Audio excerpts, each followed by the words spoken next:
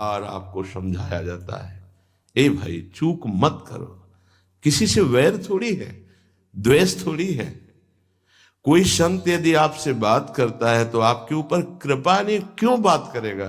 क्या लेना है? आपको लगता है हमारे द्वारा कुछ चलता है, हम कुछ हैं? नहीं नहीं, भ्रम मत करिए, कोई भ्रम मत करिए। आपके लिए वो आपसे बात करते हैं, आपके कल्याण के लिए आपसे बात करते हैं, आपके कल्याण के लिए वो आपको डांटते हैं, आपके कल्याण के लिए आपको दुलार करते हैं। दोनों बातें समझ लीजिए। जो लाडली लाल में चित्त लगाए हुए हैं उनको कहीं किसी सुख की आकांक्षा नहीं। सच्चाई से समझ लीजिए। अगर वो सुख का कहीं खेल खेलते तुम्हें नजर आ रहे हैं, ये साफ संतों का यही कार्य, तुम्हारे संसार के प्यार में फैले हुए मन को समेटकर अपनी वाणी, अपने प्यार के बल से उसे, यही देख करके बार बार आपको समझाया जाता है, ए भाई चूक मत करो। किसी से वैर थोड़ी है, द्वेष थोड़ी है। कोई संत यदि आपसे बात करता है तो आपके ऊपर कृपा नहीं, क्यों बात करेगा? क्या लेना है? आपको लगता है हमारे द्वारा कुछ चलता है, हम कुछ हैं? नहीं नहीं, भ्रम मत करिए, कोई भ्रम मत करिए। आपके लिए वो आपसे बात करते हैं, आपके कल्याण के लिए आपसे बात करते हैं, आपके कल्याण के लिए वो आपको डांटते हैं, आपके कल्याण के लिए आपको दुलार करते हैं। दोनों बातें समझ लीजिए। जो लाडली लाल में चित्त लगाए हुए हैं उनको कहीं किसी सुख की आकांक्षा नहीं। सच्चाई से समझ लीजिए। अगर वो सुख का कहीं खेल खेलते तुम्हें नजर आ रहे हैं, वो तुम्हारे लिए, तुम्हें दुलार कर रहे हैं, निकल चलो। तुम्हें डांट रहे हैं, निकल चलो। तुम्हें प्यार कर रहे हैं, निकल चलो। तुम्हारे मन को अपने प्यार में फांस करके श्री जी के चरणों में समर्पित कर देना, यही काम है। ये साफ संतों का यही कार्य, तुम्हारे संसार के प्यार में फैले हुए मन को समेटकर अपनी वाणी, अपने प्यार के बल से उसे प्रियालाल के चरणों में समर्पित कर देना। पर आपके अंदर ये चाह हो जाएगी तभी आप उस प्यार को समेटने में सहयोग दे पाएंगे। मुझे अब इस ब्रह्मा के रचे हुए माया से मुक्त होना है। पर आप तो इन्हीं खिलौनों में राजी हैं, और जब इन खिलौनों से मन को हटाने की बात कही जाती है तो आपको बुरा लगता है। आपसे जिसे कहा जाता है कि अब आप ऐसे रहिए, मनो चिन्हारो नाय, तो आपको लगता है कि हमारे संबंधों में प्रहार कर रहे हैं। तुम्हारे संबंध जितने हैं इनका प्रहार पहले हो चुका है काल के द्वारा, तुम इनको नहीं रोक पाओगे। काल पहले ही काट चुका है सारे संबंध। बस तुम संबंध का राग लेकर के यहां से जाओगे, दुर्गति हो जाएगी। और संबंध को प्रियालाल के चरणों में समर्पित करके जाओगे तो सदगति हो जाएगी, अनुराग हो जाएगा।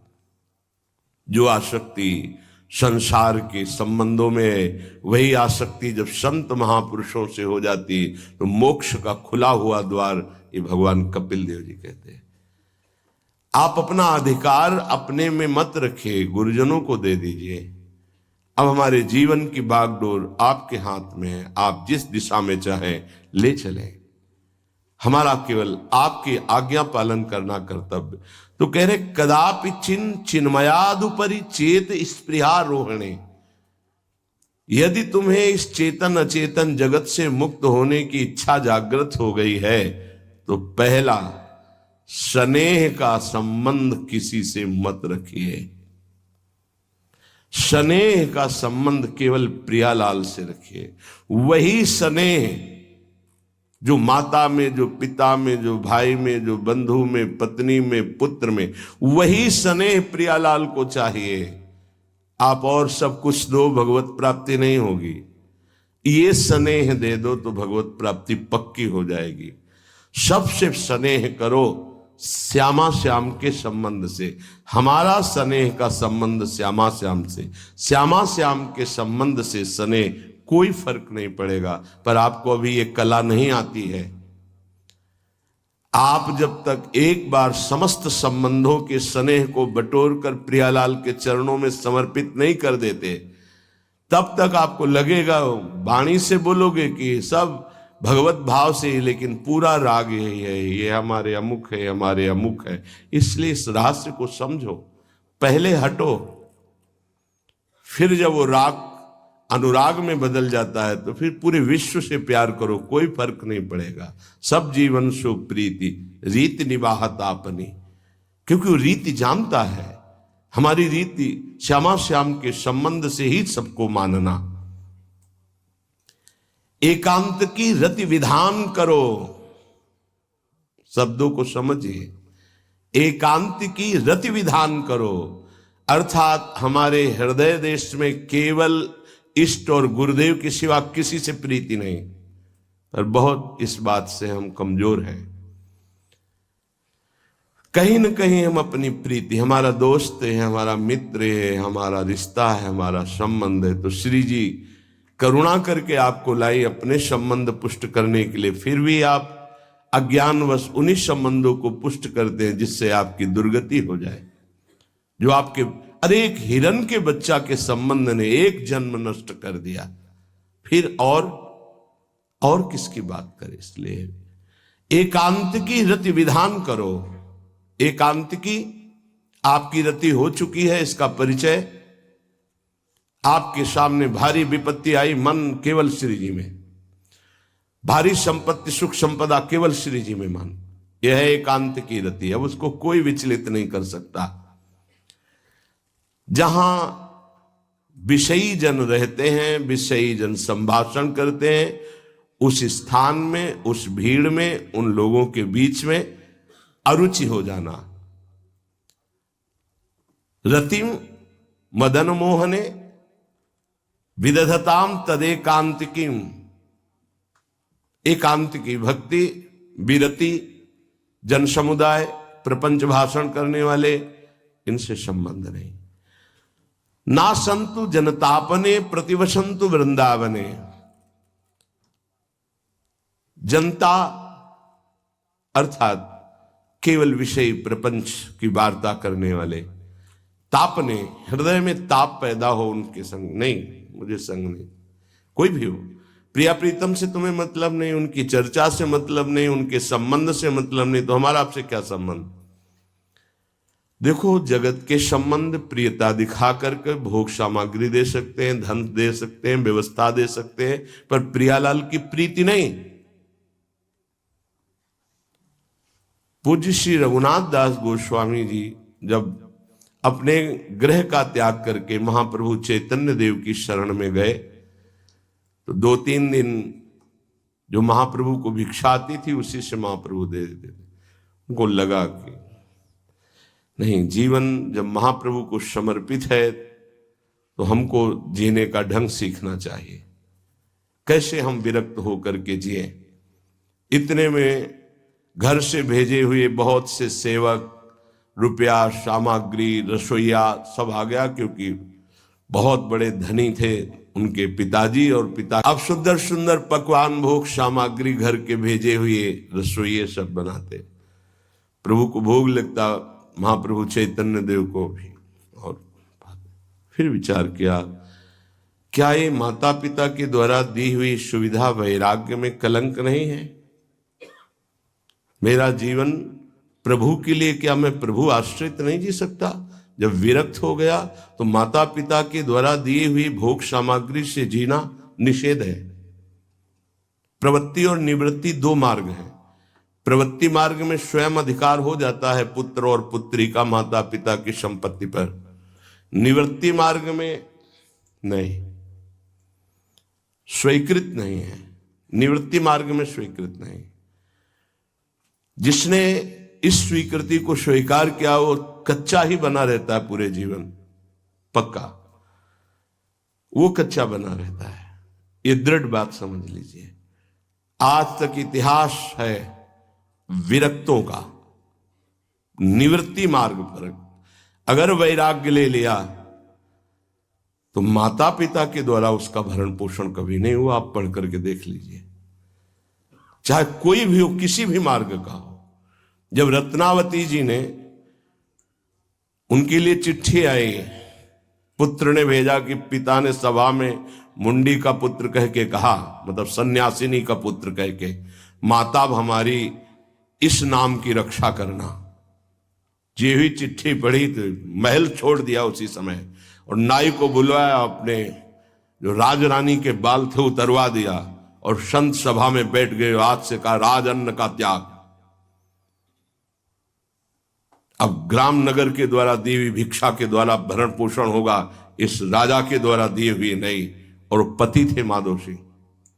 जब ये बात सुनी तो उनको भयंकर क्रोध हुआ। मेरे सामने मेरी पत्नी, मेरा इस तरह का अपमान, मारने का प्रयास किया, निष्फल है। अंततो गत्वा, चरणों में हाथ रख के माथा रखा है, पढ़ के चरित्र देख लेना। नहीं इनके महल में रहूंगी, नहीं इनका भोजन पाऊंगी। विरक्त होकर के माता पिता के द्वारा भरण पोषण होना, एक बार एक भिक्षा के लिए तो अनुमति है। अगर विरक्त हो गया है, एक भिक्षा अगर माता पिता करा दे तो वो स्वीकृत है, इसके अलावा नहीं। आप चरित्रों को पढ़ के दे, सिद्धांत से नहीं चलोगे तो 4 दिन बाद फिर उसी में आ जाओगे। जब हम विरक्त हो गए, पूरे विश्व का भरण पोषण प्रभु करते, तो मेरा नहीं करेंगे क्या? आज अगर कोई जुड़ा है तो वैराग्य और भगवत प्राप्ति के लिए जुड़ा है। हमारा संबंध संसारिक नहीं, भागवतिक। जिस मार्ग में हम हैं उस मार्ग में। रघुनाथ दास गोस्वामी को 2-4 दिन हुए, फिर अंदर आग लग गई। नहीं, पिता के द्वारा दिए हुए वैभव को नहीं भोगना, वापस। अब कैसे जिए? तो जहां सिंहपौर पर जगन्नाथ जी के सब भिक्षुक खड़े होते थे, उन्हीं के बीच में खड़े हो गए। अब जो बांटते हैं तो उनका स्वभाव है लेने वालों का दौड़ दौड़ कर आगे लेना। कभी कभी मिलता, उनको शांत खड़े रहते तो पा लेते, नहीं मिलता प्रसाद तो भूखे रह जाते। फिर विचार किया, इसमें खड़े होकर के भी एक वृत्ति बनी रहती कि आने वाला देगा, ये भी ठीक नहीं। एक जगह अन्न क्षेत्र में अन्न बंटता था, वहां से जाके लाने लगे। फिर विचार किया, विवेक धैर्य नहीं लेने देता। यार हम यहां कोई सेवा तो करते नहीं, क्योंकि भरपेट अन्न पाने का जिस क्षेत्र में अधिकार है तो वहां सेवा करना जरूरी। चाहे पोछा लगा दो, चाहे पत्तल फेंक दो, कोई सेवा वहां करनी चाहिए, तभी आपका वैराग्य सुरक्षित रहेगा, नहीं तो फिर ठीक नहीं है। वहां अन्य क्षेत्र में भी छोड़ दिया भोजन लेना।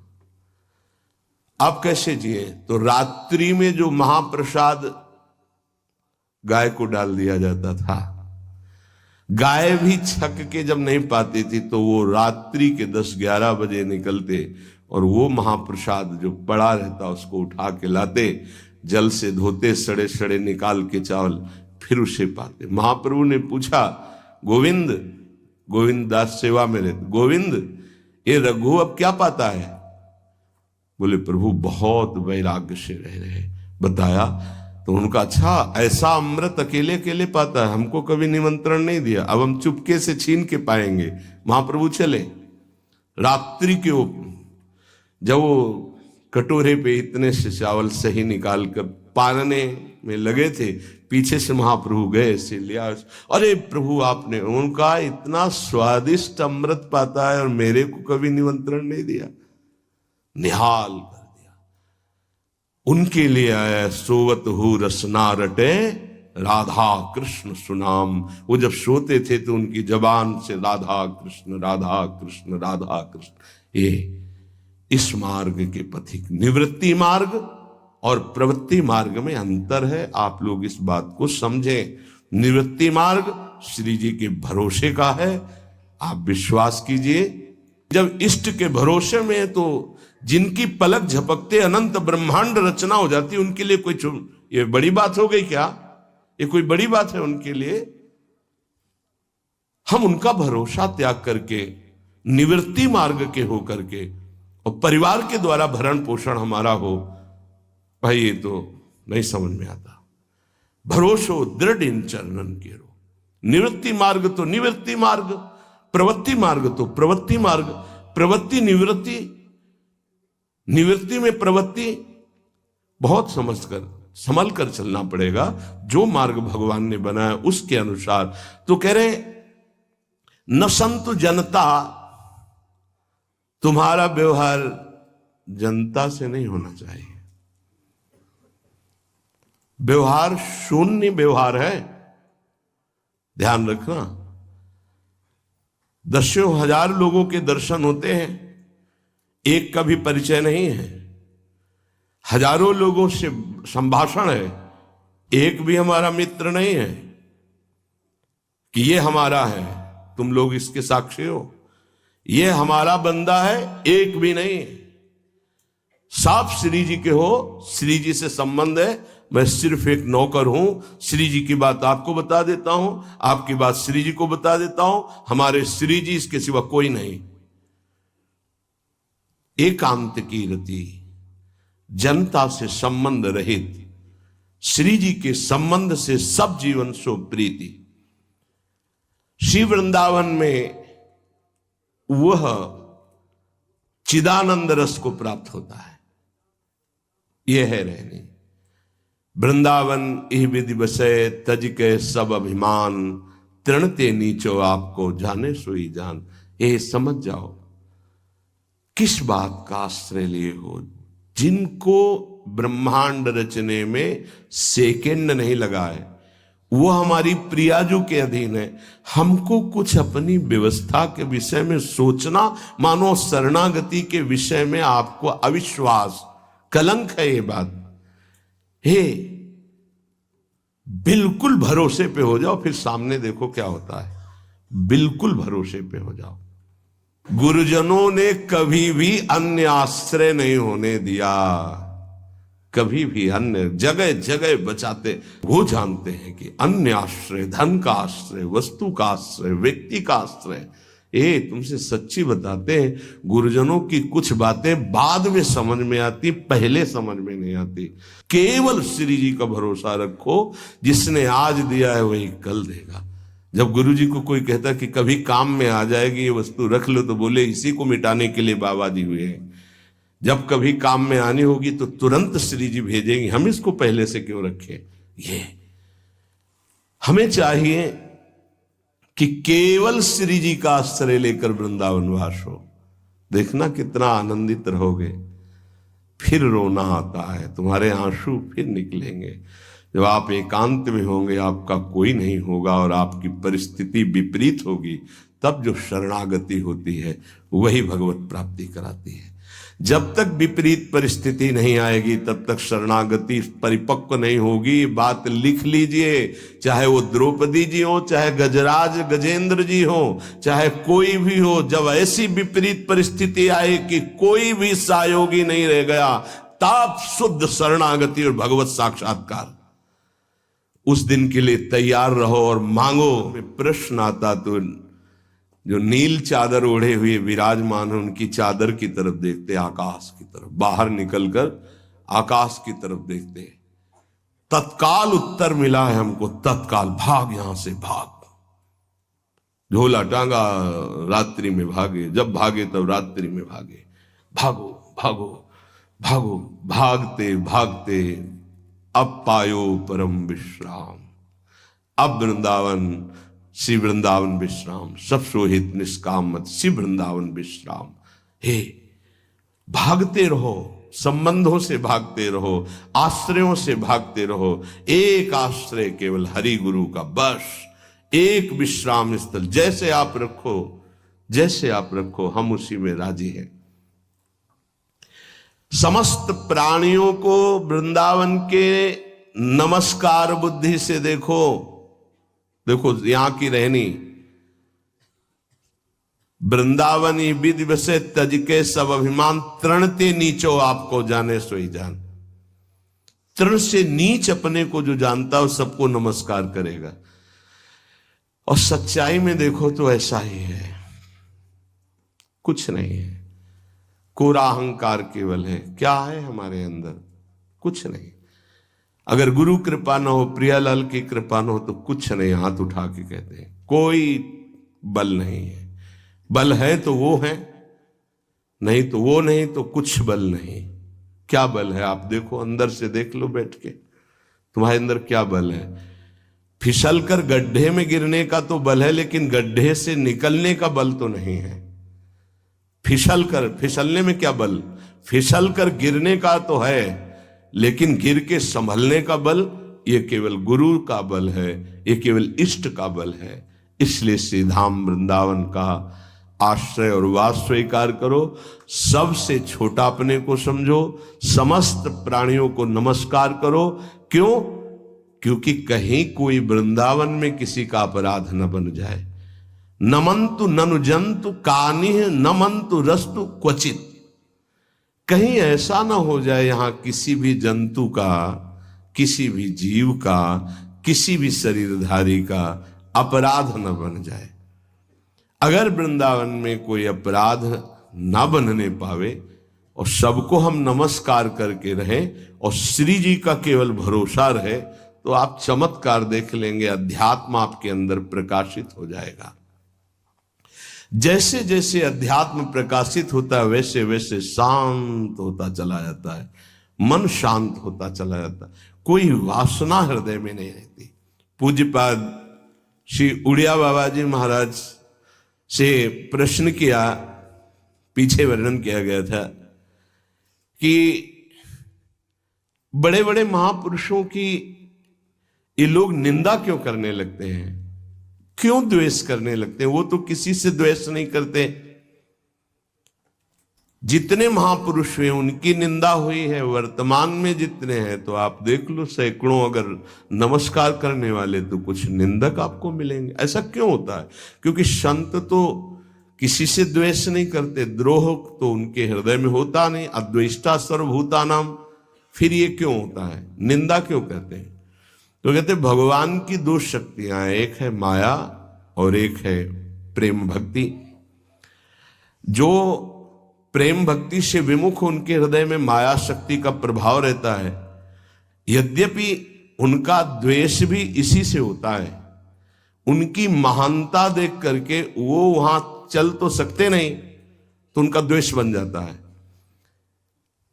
महानता देख करके उसमें चल नहीं पाएंगे। जैसे कहावत में आता है कि एक अंगूर को बहुत कोशिश की पाने की, जब नहीं मिले तो कहा खट्टे हैं, प्रयास किया लेकिन नहीं मिला। तो उनका प्रयास माया जनित है, तो प्रेम या भक्ति या सद्गुण या भगवद आश्रय नहीं धारण कर पाते, तो उनको द्रोह हो जाता है संतों से। अब नरसिंह मेहता जी का चरित्र देखिए, बड़े बड़े भक्तों का, उन्हीं के गांव के लोग, उन्हीं के घर के परिवार के जनों ने ही द्रोह पैदा कर दिया। द्वेष, निंदा, मारने की चेष्टा, अपमान, ऐसे। अच्छा सोचो, उड़िया बाबा जैसे महापुरुष से क्या कभी ऐसा हो सकता है कि उनके मारने के लिए आदमी लगा दे? विचार करके देखो। पैसा देकर भेजा गया था कि सत्संग में जाके नाक काट लो। वो आदमी चुपचाप चाकू लेकर के आया और प्रणाम के बहाने तो संतों के सामने कौन रोकता, तत्काल चाकू निकाली और जे भी मारा तो हाथ पकड़ते पकड़ते चावल भर नाक में चल, मतलब थोड़ा सा ऐसे खून निकलने लगा। ऐसे बाबा ने रोका, पकड़ा और गुफा में ले गए। आज भी गुफा नीचे जो बनी हुई, बैठे और गरम दूध चीनी डाल के मंगवाया, पिलाया और कहा धैर्य धारण करो, बिल्कुल डरो मत, तुम्हें कोई नहीं मारेगा, तुमने ऐसा क्यों किया? तो रो पड़ा संत कृपा देख के और कहा बाबा मुझे इतने 1000 रुपए देने की बात कही गई थी कि बाबा मैं गरीब आदमी हूं, पैसे के लोभ से बुद्धि मारी गई। उन्होंने कहा बस तुम ऐसे नाक में चाकू मार देना। ऐसा बाबा ने कहा कोई बात नहीं। कहां से आए हो? बोले हाथरस के हैं।